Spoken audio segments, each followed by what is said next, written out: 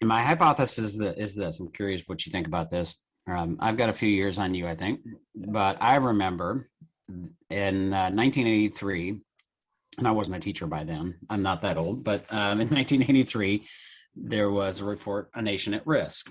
And A Nation at Risk was an alarm bell, and alarms went off that we were falling behind the other countries, sort of really science and math and those kinds of things were like we needed to get our butts in gear. And so my hypothesis is, and my wonder about this is, did that and how much did that contribute to what I would now call a culture of achievement, which is marked by accountability, tests, standardized test scores, that high stakes accountability structure that we see in lots of schools on varying degrees. I mean, I've worked with schools in Texas where it's really, really rigid, and I've worked with schools in other places where it's not nearly as rigid for some political reasons and other reasons, right? But regardless, what I think has happened, or at least I'm hypothesizing has happened, is that has incentivized a teaching style and approach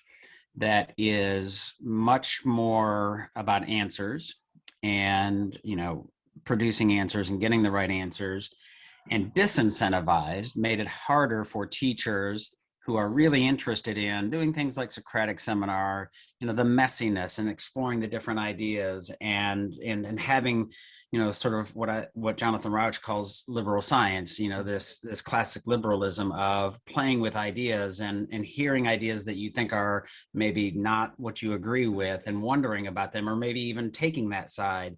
As a social studies teacher, so that's the sort of lay of the land of social studies, but it happens in other content areas as well. So it has made it harder for teachers who want to do that kind of teaching to be able to do that.